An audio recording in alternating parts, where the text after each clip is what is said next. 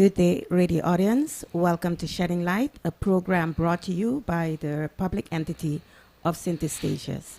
With me this morning, I have Mr. Lewis, Officer Cotard, and Mr. Timber. Welcome to you all. Good morning. Good morning. Good morning, citizens. Could you all please introduce yourself formally with your position? Before you do that, let me explain that today we have a two-part session. The first one is going to be about the wrecks, and the second part is going to be about the rerouting of the airport traffic and parking. So, Mr. Lewis? Good morning, radio listeners. I'm Jeffrey Lewis, and I'm the Managing Director of the Waste Facility on St. Eustatius. Mr. Corda? Good morning, radio listeners. I am the major in charge of traffic and the on station, and that's why we're here this morning to talk about the wrecks and also the routing of traffic on the island. Mr. Timber. Yeah. Good morning, all. I'm Alvin Timber. I'm the policy advisor for the government and also the project manager working under the Department of Economy, Nature, and Infrastructure. Thank you very much. Welcome. Mr. Timber, could you start off by explaining about the wrecks? Well, yes, of course. Thank you. About a year and a half ago, maybe a little bit more, but yeah, about a year and a half ago, and so we started with major, let's call it a cleanup campaign, where the wrecks had to be removed from the island. Many years ago, previous governments started by collecting wrecks. There was also always an effort made to try get rid of so many car wrecks and other types of vehicles and stuff from all over the island.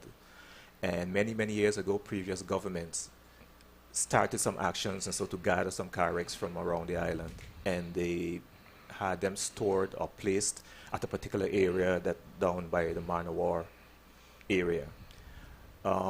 Several attempts were made and some agreements were also made, and so in conjunction with the then New Star, because of the scrap metal boat that had to come and take them, and so it was in a joint venture together with New Star for various and several reasons, and so some of that didn't materialize. So over the years, the car wrecks just stood there and stayed there, and we all know, which we will get into a little bit further, we all know when having car wrecks or other vehicles and stuff like that just lying around over the years, they accumulate all kind of things. They become breeding places for vermin, and even beehives and so were found in them and stuff.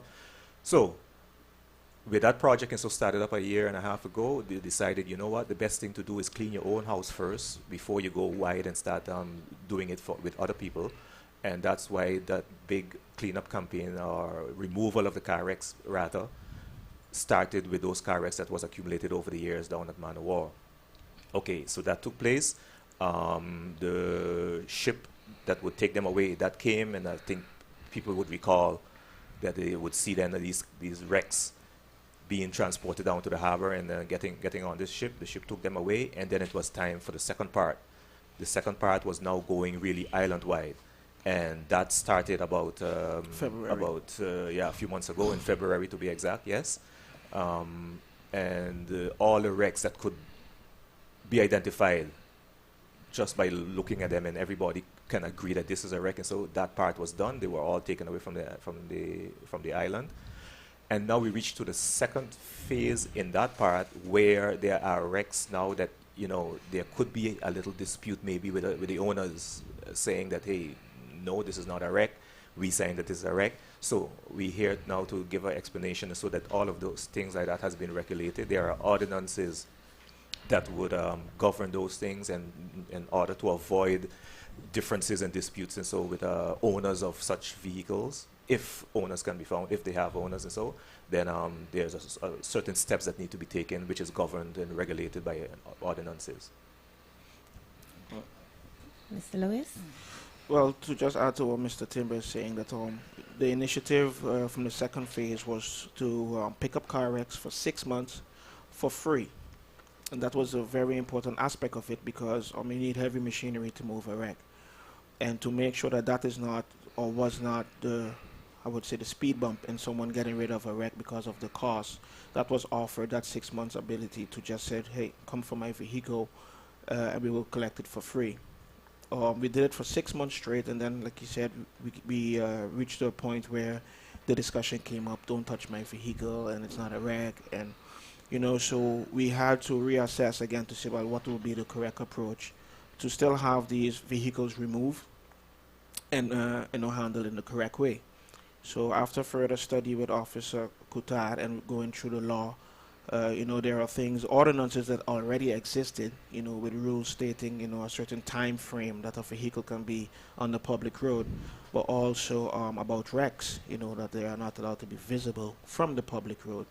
So we're going to make an effort again in implementing this part of the law, and we're going to start patrolling. So if you have a wreck and you know it's somewhere on station, contact us, let us, know, well, hey, I want to get rid of it. And if you have a vehicle that it's questionable, then also prepare for the discussion what is going to happen to it, because we have to clean the place. A lot of money is being spent and invested, and we want to make it count. Okay, so the ordinance you're talking about that is now in effect is even at home in your backyard, if you have a wreck, a car that you're not using, let's say that it at least you give it's not working for a year or 6 months or 4 months. A long time. Yeah. That means it's a wreck. It's there. It can be visible from the law talk about being visible from the road, and also if you have a car placed in front of a yard, for example, in front of on the roadside, and it's there, it can't be there more than 2 times 24 hours. Okay. So even if I'm not close to the road and in the back of my yard have a few cars that are not working, then you all can come in and give a fine. It has a few levels that, how to say, that approaches that. Officer Kotar just mentioned, so it starts, for instance, from the traffic with traffic law the section. That you get it from the road. Yeah, if it's on the road and it's not a working vehicle, and so 2 times 24 hours. it has to be out off the road. So then that's the step. Somebody, okay, they want to listen to that rule. They're going to take it off the road and nicely, see, I take it off the road, I put it in the yard. Okay, then there's another layer that governs that, okay, it's off the road, it's in your yard, but then the next part of that law says it may not be visible from the road. Okay, so let's say we have somebody who really want to comply and say, okay, good, I'm going to push it, or pull it, or lift it to the back of my yard and cover it so it's out of sight. It's not visible from the public road and everything. So basically you complied with that part of the law. But then now there's another level that has to govern that, because just having non-working vehicles or parked in the back of the yard for how long, it starts to create, roaches, I think, is the first thing that goes there. Cockroaches you have all over the place, and then all kind of vermin. You have Definitely rats, the and so. rats. And like I mentioned, so rats and cockroaches are nasty, but then you get to the dangerous part where you have bees. Right, because while removing the car wrecks a year and a half, 2 years ago, and so the guys who were working with that encountered some beehives that were in the vehicles themselves and stuff. So like I said, these are layers, and so where the health department also is involved, where they look at that part and so and say, well, okay, yes, you complied, for easy talking, with the law. Officer Kotar told you to move it from the road, you put it in the yard. Then he said, no, you can't put it there because I can still see it from the road. Not I, but everyone can still see it from the road. Okay, you comply with that part, you move it to the back of your yard and you cover it down with a canvas, a Napoleon. But now then here's where now the environment and health department so comes in. But yeah, this car been sitting here for the past 6 years, cockroaches is all over the place, and just like I mentioned before. So there again, it moves to another step. Like Mr. Lewis, like Jeffrey just mentioned, and so you're gonna get somebody who say, but yeah, this car is only here waiting on a part for the longest time. We also have now where an independent mechanic will have to verify, make an assessment, basically, and verify like the parts that you're waiting on. This definitely can be fixed in such and such. There are real ways, organized ways, and so on going about it. And that will then determine that, hey, we definitely have to continue cleaning up the island. And by you having 2, 3, or 4 vehicles, even though they're at the back of your yard, is just contributing to having these things on the island, and we have to remove them. So these are the ordinances that are there to govern these steps that needs to be taken. Okay, so for instance, as you mentioned that a car is waiting there probably 6 months for a part, where you're gonna get the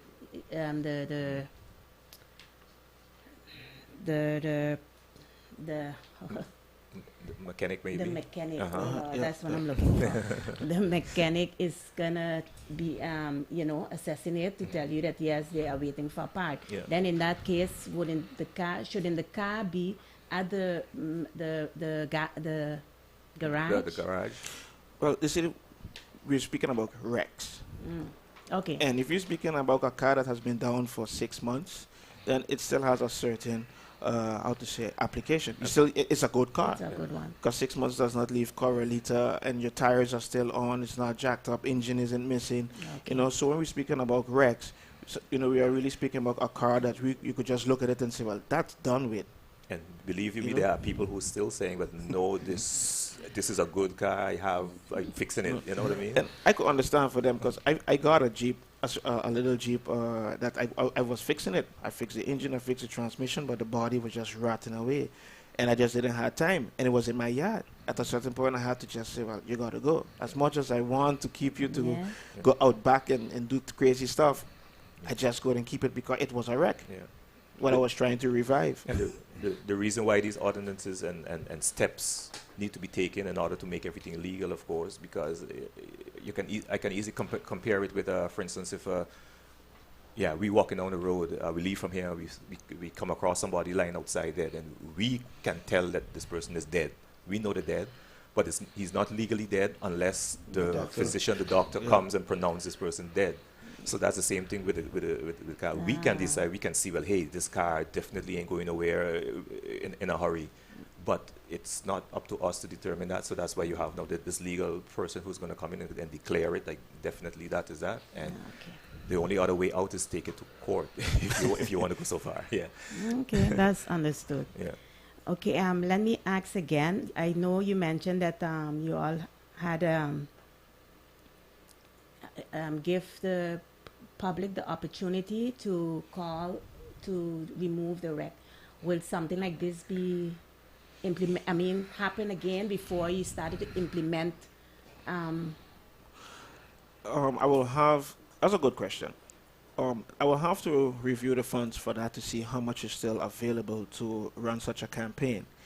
And it actually crossed my mind this morning if to say, well, the first 20 people call to say, hey, come for my wreck, that will be for free, But I don't run finance, so that's something I'll have to talk to our director Reed about. We will look into it, to see that could we actually sponsor our next 2 to 3 months, because the goal is actually to just clean up the place. So if you could meet each other halfway, that you give up your wreck and we come and collect it, well, perfect. Why not? Yeah, and why I say so, because I remember when you all had that, I hear people said that they had wrecks that they wanted removed, but when they checked, they said they already had enough gone. They didn't have any more space. Oh. So that's why the reason why I asked if would it continue, not continue, but be Would there be given a another next chance? time. Yeah. Well, space was never the issue because we have a lot of space. It was more the efficiency of the project. If we have 3 persons daily employed to be collecting wrecks constantly, and they are coming back with only 1 or 2 wrecks because they are not getting cooperation, then the project is not running efficient anymore. Okay. So now again, I will say the platform is there. I would say unofficially, we will look into that to say, well, let's get it moving again. Make a new list, new scheduling. Officer Quarter and myself is going to start patrolling. So we're going to find the wreck eventually, and you will be notified about that wreck if you did not contact the waste management to collect it. So we will get all eventually, and then that will determine if there is an expense or not. Especially if we have to go into expense also to hire in a official mechanic to actually evaluate and go in a debate. then it's not that you're giving it up free willingly. Then you probably will have to cover some expense. But I believe if you cooperate and it's in our best interest within the short time frame to have a nice 2020 with a clean town, clean neighborhoods, yes, I think we will look into covering those costs. Like I said, I have to check with finance first, but I'm not ruling it out. Yeah. Yeah. Okay. If may I add one small clarification? Actually, based on the question that you just asked about the amount, and that may have a little to do with the first phase, the first cleanup that we did, because there was a limit on the amount. Yes. Yes. It was the first phase. it was a contractor that was doing this, and we our point of departure was we estimated about 300 car wrecks down in the Manawar side that was already accumulated over the years. However, when removing the colorita and everything and running from the bees and all of that, you get to realize, hey, there's some other junk here, like oil tanks and fridges and stuff and colorita and dismantled pieces of cars. So the amount didn't quite come up to the 300 that was estimated and that a price was given for the ship to come in and take away. So when you realize you were a few cars short, I don't remember the exact amount, then is when some extra collection went out island-wide. And at a certain moment, then after picking up some from certain places, you did reach your 300. Yeah. So maybe it was then That's someone said, hey, I have a car here, but then you get to hear, but sorry, I reached my first 300 already, so we'll have to wait for the second phase. I agree. So maybe that is what took place there. You are correct. Yeah. Okay. Is there anything else you want to convey to the public concerning the wrecks? Well, looking at my right hand here, Officer Kota here, he's well known within the community, and so, and I want to think that well respected also, and I'm so happy to have learned, and so that this is further along than I even knew. Okay. Because just recently when I'm discussing this with Jeffrey, and so he gave me he let me to know, well, hey, we've been meeting frequently these past weeks, and we have actually reached so far where in the inspection is going to start actually today.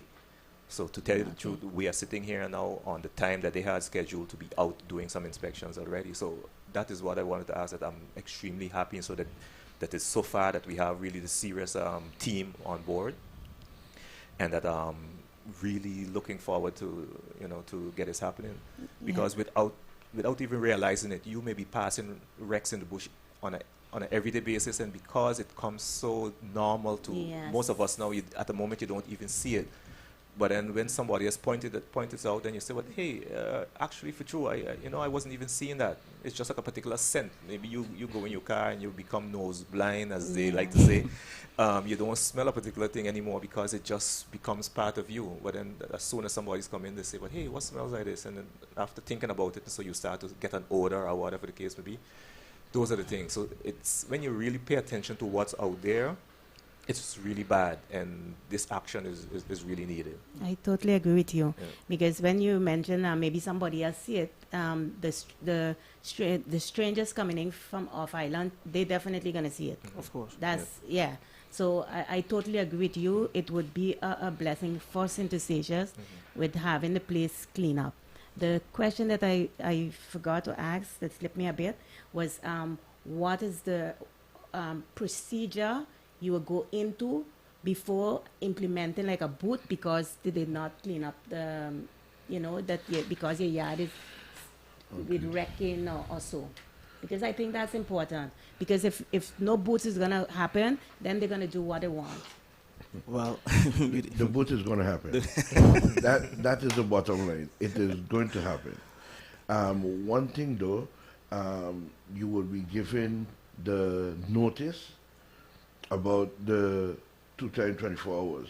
So if we meet a wreck, we're going to leave a notice. Now it's left to you to take up that notice, yes or no, and do something with it. But if that 2 times 24 hours pass and nothing has been done with that wreck, then it will be onto the fine, and we will remove it at your cost as well. Okay, and do you have an idea of how much the cost would be? That is left to the prosecution office. Okay, but you have just a. I mean, sometimes they need to It, hear it, the amount it, it varies. It Well, varies. yeah, I understand, but I mean, in between, what you think? Well, What you think? but look at it this way: you need two type of equipment to move it, and they're heavy equipment. You need Okay. a forklift and you need a big truck. Forklift So and if big truck. you have to rent those two items for the hour, for example, you're at least no less than $150. That sound low.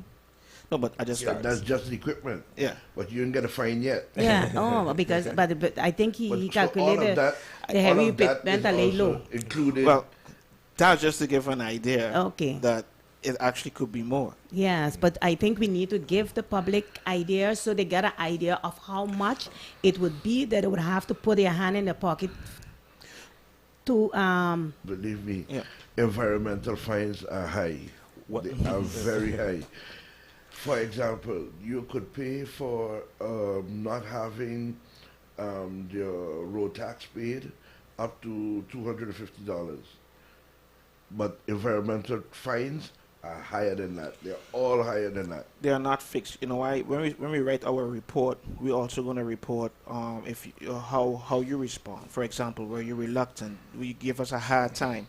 All of that information is going to the report. Then the prosecutor is going to read it, and then that is where it's going to be determined Okay. the level of the fine. yeah. You know, 48 hours. I would say the law said 48 hours to move a vehicle from off the main road. I think if you contact us within that 48 hours that you are willing to move it, but 48 hours turnaround time is too short, I will not go over and giving you a fine because you're already showing cooperation, and we Yes. will come to an agreement where okay, you have a week. Set a date and time. We set a date, and it will have to be done by that date. So we are not just going out writing fines for sake, but we will be addressing it, and we will be adhering to the 48 hours, and you have that time frame to contact Officer Linda or myself to say, well, okay, that's a little short for me. I could be off island or whatever. You know, it could be any reason why the 48 hours doesn't fit. But the point is, it will be addressed. You cannot ignore it. Is that ignoring part will lead over to the fining? Okay, that's why I think it's very important that the government at least give a next free time to get the vehicles, I mean the wrecks away, and then they start with that. I think it's also important that our people realize what is what is happening here, what we're trying to achieve, that they themselves show the initiative to get it done, because it's not just for us. So if we be reluctant in getting it done, then you got to put your hand in your pocket. That's not the idea. The idea is that we all together collectively move to one particular goal. And I hope that us saying this here today would bring that message across. And we don't want to only address the wrecks. We are also the wild dumping. We are diligently busy investigating those. We already caught 2 individuals already, so they are getting their fines, and also the expense of cleaning it. So along with the wrecks, the wild dumping also is part of our patrolling, and yeah, we're really taking it serious. And I would say the wild dumping is on a level of zero tolerance. Definitely. The wreck is something else we could talk about, but the wild dumping once caught, that's it. Yeah. I just want to add that we are mentioning and emphasizing on fines and so, and just to add to what Kotar just said, the idea isn't, how to say, the goal isn't really to be able to give a fine. Exactly. I understand. Yeah, you know, but also just letting the general public, and so that's not the goal behind it. But in order to get people to reach a certain way, sometimes you know, some people sometimes feel it in their pocket, and but it has something that attached to it, like you know what I mean, what I'm trying to say. If you're not we want you to cooperate and stuff, but even though we have a state-of-the-art waste plant, for instance, some people still find it. We get in there. Well, let's say for Stacia, we way up to from where we were on the landfill. I mean, we spoke about this during the week already and stuff. The landfill that used to be and stuff and all, you know, you reach high newspapers all over the place compared to the props that the waste plant is getting now. I mean, that's like a 356 degrees turnaround. What I was busy saying is it's not about eager and itchy to give fines, But when people just want to ignore great efforts that the island, the government is making, and the island is making in order to get to achieve somewhere, then you got to start applying these things and stuff. And then when you get serious about it, something like $500 or $750 fine. I don't think there are people who want to do that twice. And when somebody realizes that, hey, that is a fine that is really given out, I'm just calling a figure. I'm not saying that is the figure that is attached to this particular thing. But when people realize that, hey, these people are serious, they give Mr. X, he had to pay $750 for just a little thing like that. The other people going to start to get a little aware. We hope, of course, that I don't want to have to pay that $750. And if somebody said I'm going to take them to court, then you might end up paying that $750 10 times over. Things like that is what helps with the whole aspect. Yeah, I do agree with you. Yeah. But that's why I'm going to, this is, I think the third or the fourth time, I'm going to bring it back up so that you all can probably get the way of still giving the people that chance, that free chance to get out their wrecks first, and then all implementation start. I think we hear that, and we all hear that, and so the only thing is sitting here right now, we cannot give you a definite yes. We cannot take that decision. Yeah, I agree. But it's an idea that we can take back, and so to those and see exactly what it is. I do agree that there was a little dormant space in between when it started, when it was going on, and where we are now. There was a space in between that got a little quiet and dormant. So maybe taking that in consideration, maybe we could use your suggestion, your idea, and so and see whatever. But we made notes of that, and so we're taking it back to the ones who are in charge of this and see what can happen. Okay. Well, that sounds good. And soon, as you mentioned, 2020, St. Eustatius will be a clean island. Okay, let's go to the second part of the Shedding Light, where we're now going to talk about the rerouting of the airport and the parking area. The traffic at the airport. Yeah. But the rerouting. Yeah. And then and the parking. Exactly. But the parking is not the same place. It's going to be moved. Okay, let me give you a little a little introduction to that. Okay. Yes, as I mentioned some time ago before, we all may have realized by now that there is serious a project taking place at the airport, which is a new terminal building and a new air traffic control tower. So that's no longer a talk. It's no longer political mileage, as the people here like to say. It's really reality. happening. Okay. With that, just like almost any other project or development on the island, with improvement, with development comes some inconvenience. Yes. People tend to forget that. Yep.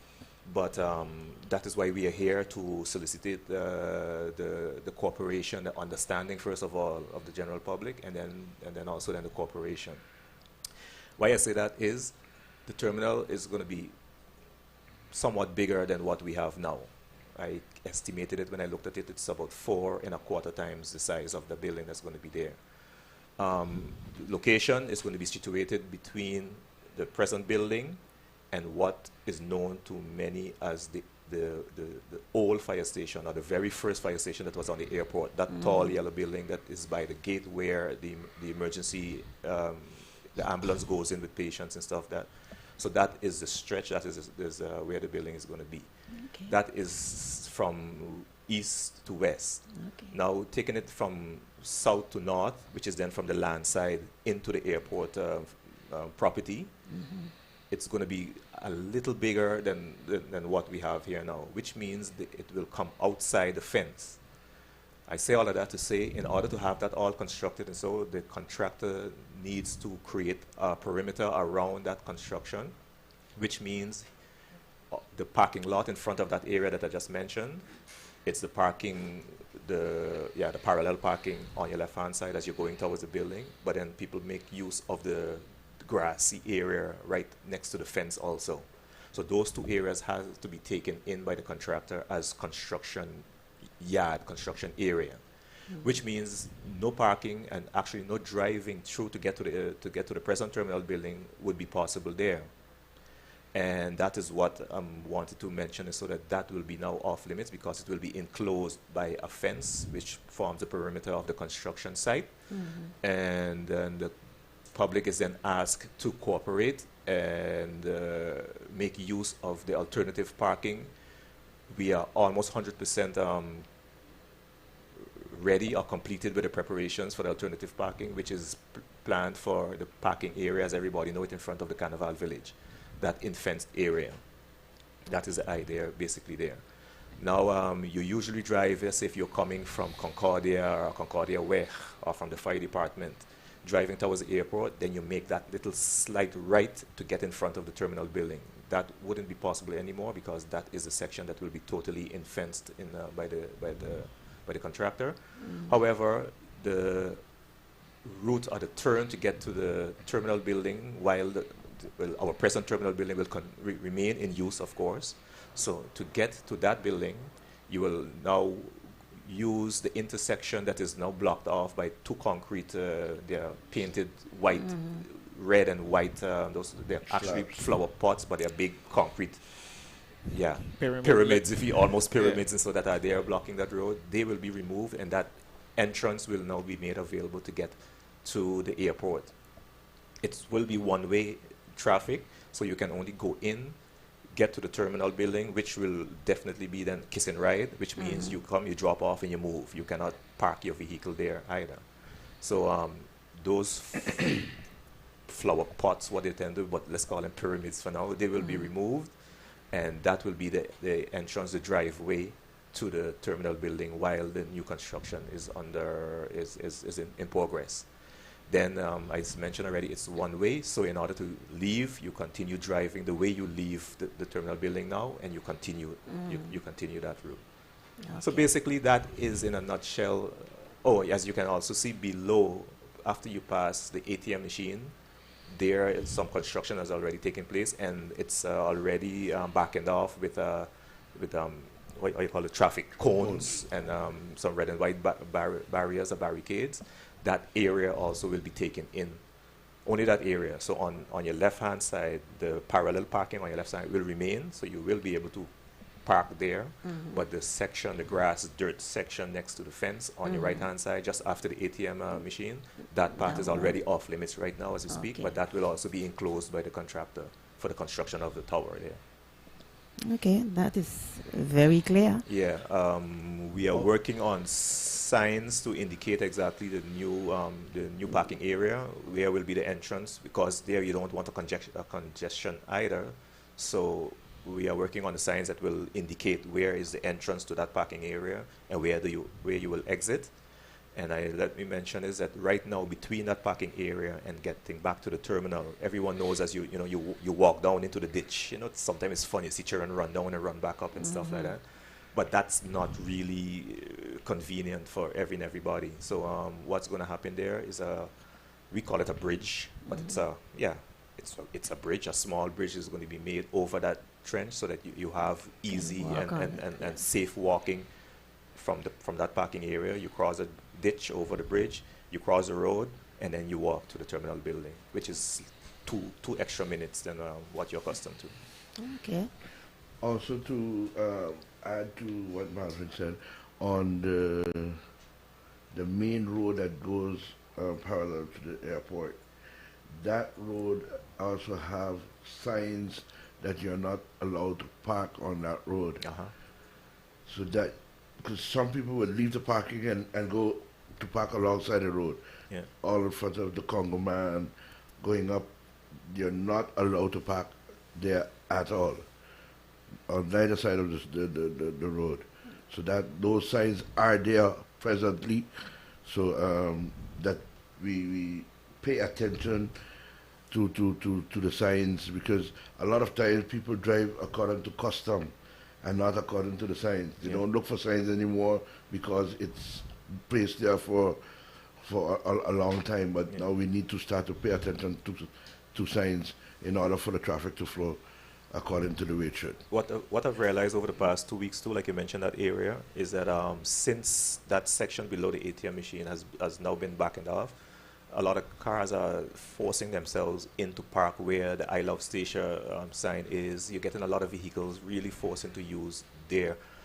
For now, it's not a problem. Just that some vehicles have to be careful because there are some flag poles and holders for flags and stuff and so there. And the parking that I indicated, and so it's not 100% ready yet as easy flow. It's a little distance away from what you're accustomed to, yes, but like that also indicates, that also means that they are parking alongside the road in a sense. So while the officer said and so that they'll be paying attention to, hey, the signs are already there, it's just that we, out of custom, just ignore them, or not willfully, but just out of habit. And so those, just bear in mind, and so that those things will be looked at, because there's a perfect parking area actually enclosed, so the cars, your vehicles are actually safe, indicated and designated because of this project. They will be looking at it closer now that, hey, there are signs here saying no parking alongside the road by the Congo man and by the bar and continue like that. So just be aware, be warned then that those things will be controlled a little bit more strict. Okay. Mr. Lewis, anything you want to add? Oh, no, not really. Everything was clear. Okay. Okay, before we close, I just want to ask one last time. Anyone have anything you want to relate to the general public before closing?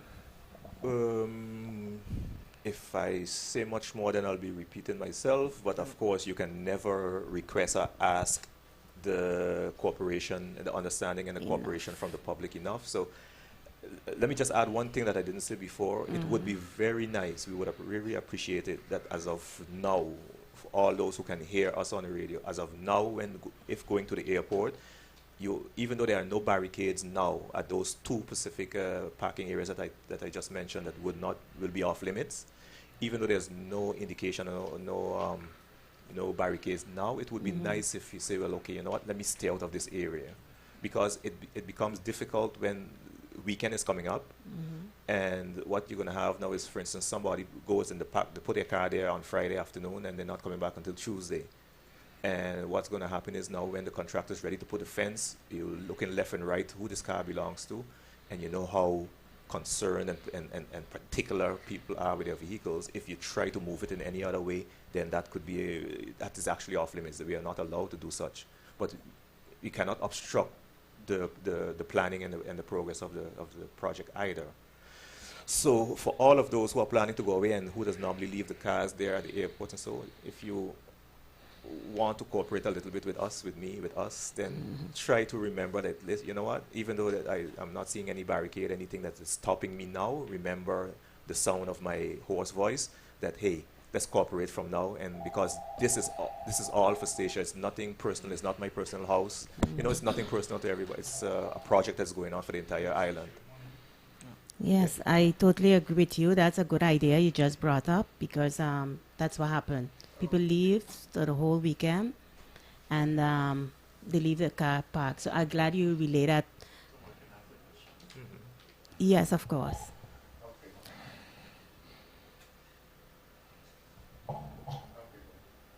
You're on Shedding Light. Go ahead.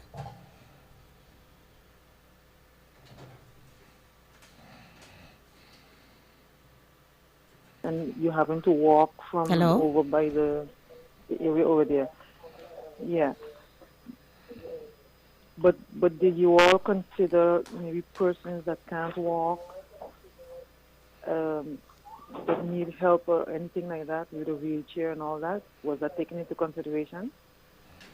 Okay, yes, I only heard a part of your question, but I think I can follow what it is you're saying. Yes, the thing is, if you really check it out, and so wheelchair persons or invalid persons, they don't usually go to the parking lot and then walk or be pushed from the parking area back to the airport. What you usually get is that the vehicle goes straight to the building. What you usually get is a vehicle, whether it's a community service or the nurse service or Accessible Ventures. Accessible Ventures, whichever one it is, they go with such a person directly to the building, they put them off there, and then the vehicle leaves. And if it's a personal vehicle, then the vehicle goes and park and the driver goes back. even if such be the case, and so then we are working together with the airport personnel and the management and director of the airport. If such be the case, if a driver is a person who cannot walk, and so then assistance will be provided for such also.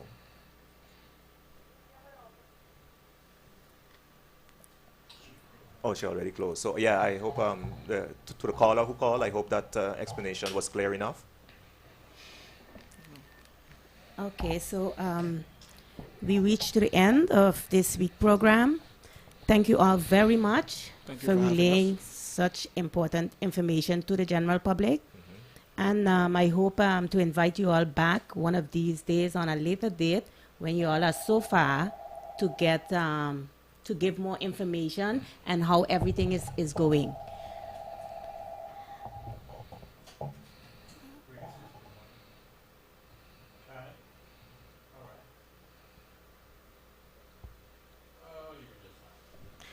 Radio listeners, thank you so much for tuning in. We will be back on the next opportunity to bring you more information within government. Yes. Thanks again, and thank you all for being here. And we look forward to having you all again in the near future. Thank you too. Thank you for tuning in. Bye.